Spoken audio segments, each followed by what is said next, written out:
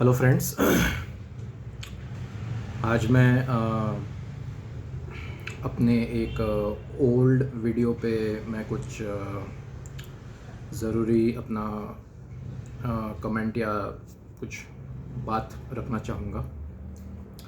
जो मेरा पिछला वीडियो मैंने जो बनाए थे कि हार्ट अटैक्स जो यंग लोगों में काफ़ी हद तक जो बढ़ गए हैं, या बहुत सारे लोग conscious resting of heart experience नहीं करते हैं। तो उसके पीछे जो लॉजिक, मतलब बहुत सारे लोगों ने, मतलब दो तीन चार लोगों ने मुझे वीडियो दिखा के मुझे पूछा, और उस वीडियो पे कमेंट भी किया कि आपके पास क्या प्रूफ है कि कॉन्शियस रेस्ट से ही हार्ट अटैक्स बंद होंगे। तो इस बात पे मैं उनसे काउंटर क्वेश्चन करूँगा कि आपने कब, या अपने एंटायर लाइफ में आपने कब कॉन्शियस हार्ट रेस्ट एक्सपीरियंस किया था। क्योंकि ये तो एक प्रूवन फैक्ट है कि जो रेगुलर मेडिटेशन प्रैक्टिशनर्स होते हैं या प्राणायाम करने वाले जो लोग होते हैं, स्पेशली अभी क्रिया योग या क्रिया योगी जो प्रैक्टिस करने वाले जो लोग होते हैं, वो लोग एट विल अपनी इच्छा के अनुसार अपनी हार्ट बीट को कम या ज़्यादा कर सकते हैं। यदि आपने देखा होगा, आप क्रिया योग जो भी प्रैक्टिस कर रहे हो करते हैं, या जो भी उनसे पूछिएगा कि, और वो आप यूट्यूब पे भी वीडियो देख सकते हो कि उन लोग अपने हार्ट बीट है एट विल कम या ज़्यादा कर सकते हैं। तो ये प्रूवन फैक्ट है। नॉट जस्ट दिस, साइंस भी मानता है कि जो रेगुलर मेडिटेशन प्रैक्टिशनर होते हैं उनमें इलनेस या डिसीजेस काफ़ी कम होती है। और एक मैं आर्ग्यूमेंट देना चाहूँगा कि मान लीजिए अभी आप जो भी एक्सपीरियंस करते हैं, मान लीजिए अभी आप वर्कआउट कर रहे हो, जिम जा रहे हो, कुछ खा रहे हो, नेचर में आप हो, तो आप एक्सपीरियंस करते हो, लेकिन वो एक्सपीरियंस करने वाला कौन है? आपका माइंड है, आपका ब्रेन है।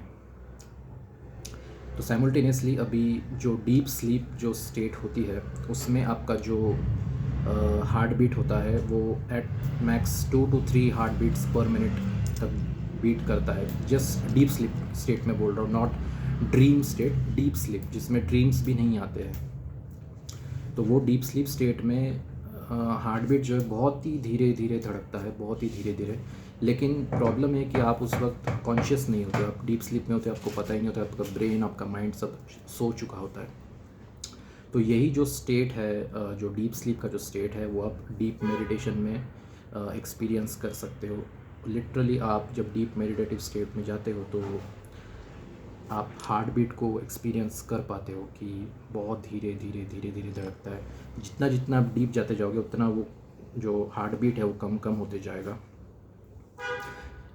मैं ये नहीं कहता कि आप मतलब आप जब भी कभी अपने बेड पे लेटे हो या बैठे हो, कहीं भी शांति से आराम से बैठे हो, आप आपका हार्ट तो कम धड़कता ही है, लेकिन उतना नहीं जितना डीप स्लीप में धड़कना चाहिए। हार्ट मतलब जो रेस्टिंग स्टेट होता है आपका, जब भी आप कहीं बैठे होते हो शांति से या लेटे होते हो, तो एटलीस्ट 7 to 8 या 8 to 10 बीट्स पर मिनट तक वो धड़कता है, क्योंकि रेस्टिंग स्टेट है। लेकिन उसमें भी आप कॉन्शियस नहीं होते हो, आप कुछ एक्टिविटी कर रहे होते हो या आप कुछ सोच रहे होते हो। तो कॉन्शियसनेस, जो कॉन्शियस एक्टिविटी चल रही है रेस्टिंग स्टेट ऑफ हार्ट की, वो आप एक्सपीरियंस माइंड तक नहीं पहुंच रहा है, एक्सपीरियंस माइंड तक या ब्रेन तक नहीं पहुंच रहा है। तो जब आप डीप मेडिटेटिव स्टेट में जाते हो, आप लिटरली एक्सपीरियंस करते हो कि आपकी जो मसल्स है वो रिलैक्स हो रही है, आपकी जो आप एयर ब्रीथ कर रहे हो वो एयर कैसे अंदर जा रही है वो भी आप फील कर सकते हो। और जो हार्ट बीट है वो भी धीरे धीरे धीरे धीरे करके कम कम होती जाती है हार्ट बीट, वो भी आप एक्सपीरियंस कर सकते हो। तो इसके पीछे का आर्ग्यूमेंट मैंने यही रखा है कि क्योंकि जब से आप पैदा हुए होते हो तब से लेके अब तक जितनी भी आपकी एज है, तब से आपका हार्ट निरंतर धड़क रहा है, नॉन स्टॉप। लेकिन स्ट्रेस, एंजाइटी या वर्कलोड के वजह से और स्पीड से धड़कता है। जितना आपके ऊपर प्रेशर होता है, या यदि आपका माइंड शांत नहीं है, तो हार्ट बीट जो है काफ़ी तेज़ी से धड़कता है। या आप एक्सपीरियंस कर सकते हो कि जब भी आपको कभी डर का एहसास होता है तब आपकी देखना कभी भी हार्ट बीट जो है तेज़ी से धड़कता है। तो लेकिन जब डीप स्लीप या स्टेट जो कंपैरेटिव जो मैं बता रहा हूँ डीप मेडिटेटिव स्टेट है उसमें काफ़ी स्लो धड़कता है। तो हार्ट को भी रेस्ट की ज़रूरत है, लेकिन वो रेस्ट जो है वो एक्सपीरियंस है, वो माइंड तक पहुंचने की बात है या ब्रेन तक पहुंचने की बात है। वो जो सिग्नल्स है वो ब्रेन तक नहीं जा रहे। तो जब आप डीप मेडिटेशन में रहोगे वो कॉन्शियसली माइंड और ब्रेन दोनों एक्सपीरियंस करेगा कि कैसे वो रेस्टिंग फेज़ है। वो लिटरली उसे ऐसे कंपेयर किया जा सकता है कि वो एक्सटेटिक स्टेट होगा, बहुत ब्लिसफुल होता है वो स्टेट, वो क्योंकि धीरे धीरे धड़कता है तो पूरा रिलैक्स हो जाता है बॉडी। तो इसके पीछे का आर्ग्यूमेंट मैंने यही दिया है कि वो एक्सपीरियंस माइंड या ब्रेन तक जाना ज़रूरी है।